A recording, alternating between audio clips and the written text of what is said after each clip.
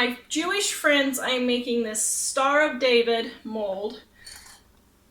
I got 2 of these for $1 at the thrift store. Somebody must have used them for a bar mitzvah because there was all kinds of bar mitzvah stuff. And they were $1 for both of them. So I grabbed them up. My plan, we'll see how it works. My plan though is to make them blue. And then on the little detail inside that sticks up, the little, not stripes, I don't know what you call it. I don't know what that's called. But anyway, the little star part on the inside, put gold on the top of that. That's the plan.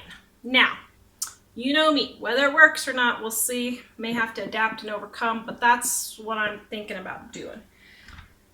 And I'm thinking about painting those on there. So, Mom is doing good, Terry. Thank you. Denise, I'm just such a nice, normal person. Oh, thank you, Denise. I appreciate it. Patty, this is going to be cold processed soap today for all of my soaps. So I think what I'm going to do is combine 2 different colors. Well, no, I don't think so. So I think what I'm going to do is use the Ocean Blue mica. This one you can get at homemadesoapmakingsupplies.com. This is my Ocean Blue mica. No, I think I'm going to use just the Ocean Blue with titanium dioxide, okay? So, my lye water and my, what do you call it? My lye water here and my oils here. They are at 88 and 94 degrees. And I forgot my gloves. Let me get my gloves on. Don't want nobody yelling at me.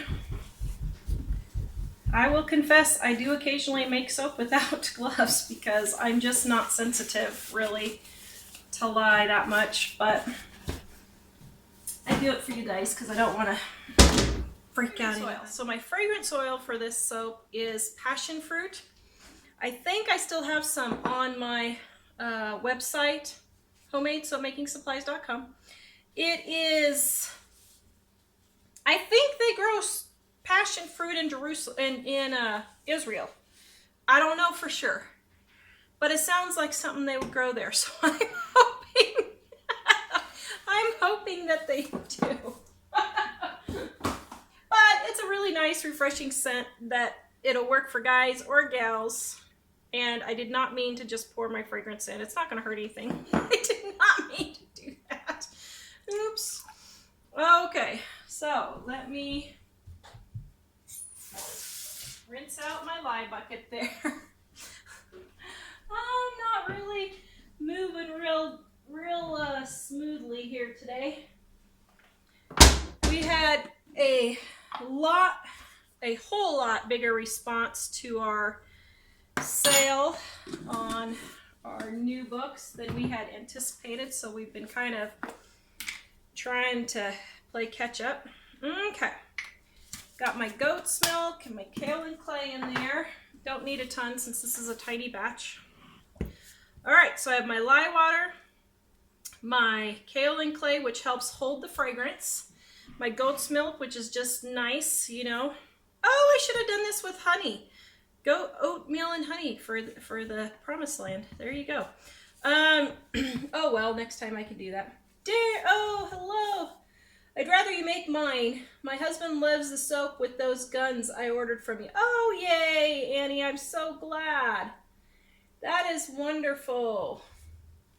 Oh, Jeannie has an immersion blender. It's the best thing ever, isn't it? Oh my word, it just, when they invented these things, the whole world changed for housekeepers everywhere and soap makers. Because we used to have to stand and stir this by hand. Okay, so I'm gonna blend all this up. Now normally I wait and bring it to trace when, you know what, normally I wait and put my fragrance in after I brought it to trace, but because I am having issues with everything with this, I am just going to go ahead and put in my color now too. Why not? Oh, now my thing is clogged. You gotta be kidding me. Yep, it's clogged. Oh, shoot. Oh, it froze because I had it out. I keep some of my soap making supplies in my garage on shelves, and some of it froze. There you go. All right, here we go. Let's just get this puppy done.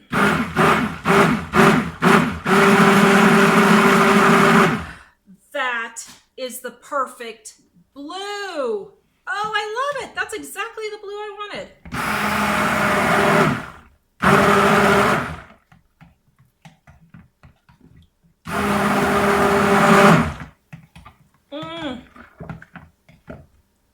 Okay, look at that trace. So trace is where it leaves dots on the top. That is great.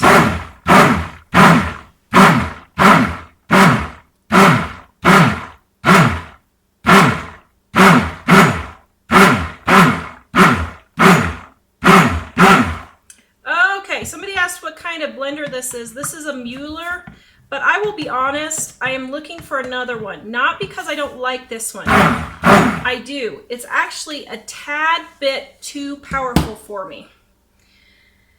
And I think I might go ahead and just get one that's not quite so powerful and leave this one for the home stuff. So I think that's what I might do.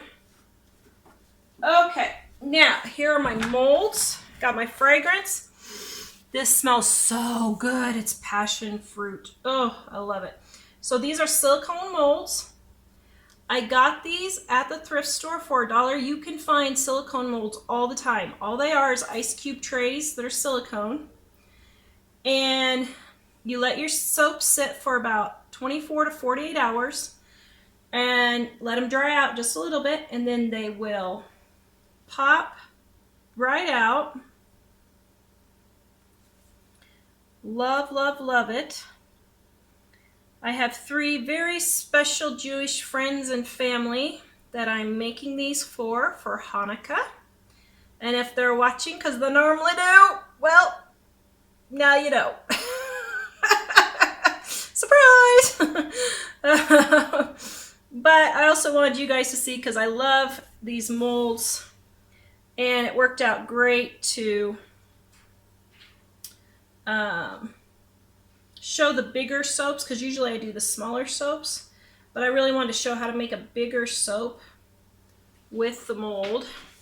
Okay, I'm not going to scrape that out because I have just a tiny bit of kaolin clay that went to the bottom there, so it's no biggie, just a tiny bit. Okay, so that is it. Isn't that quick and easy?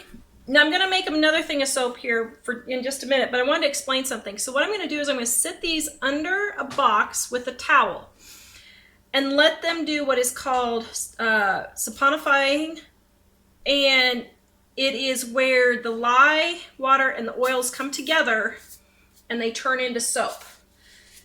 And then I'm going to let these sit for about 4 weeks and let them cure. Fragrance, Andrea, was passion fruit. It smells super delicious. I got this one on my website if there's any left. I don't know if there's any left. I should have checked before I got on there. Okay, so now I'm spraying it with some rubbing alcohol. And this just prevents soda ash from forming. Soda ash is like a white powdery substance that you get on your soaps sometimes. It is not harmful, and you can just wash it off or steam it off if you get it on there, but you know, it's just a aesthetic thing. So let me get a tray here, make it easier to move these. Then we're just gonna, whoa, there we go. Maybe make them easier. Whew. Okay. Oh, come on. There we go. Okay. Now, I'll just scrape this off. I can wipe it off now. It won't hurt anything. Here, I'll show you. If you get something like that, you can just wipe it off. I just take a knife and trim it when I'm done, just like so. So it's no biggie either way. Spray it one more time on there. I think they're going to be nice, Jeannie. I agree. I'm so happy. That's the perfect blue that I was wanting. Okay, so let me get these out of the way. Hello. So I am back a few days later. I wanted to show you. So this one I tried to pull out, and it stuck a little bit to the silicone mold. So what I did was threw these in the freezer, and look how perfectly that popped out. Wow, I am so excited. So let's get the rest. Yes. When you throw them in the freezer, it keeps them from sticking. Works great.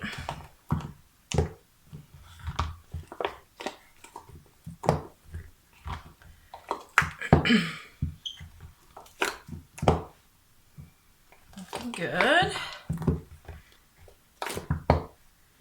There. Perfect. Okay. So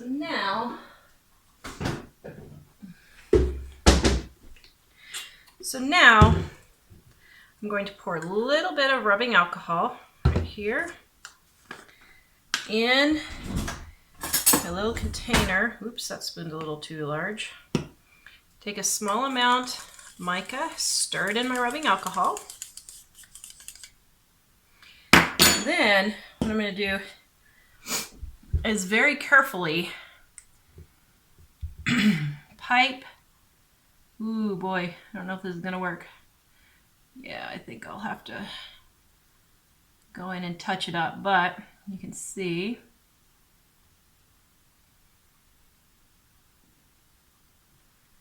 looking good. Then what I'll do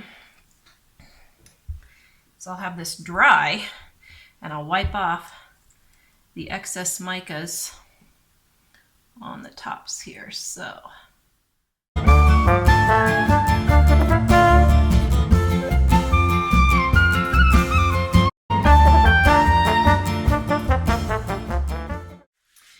after they dry, we're going to let them all dry up, and then we're going to clean them off.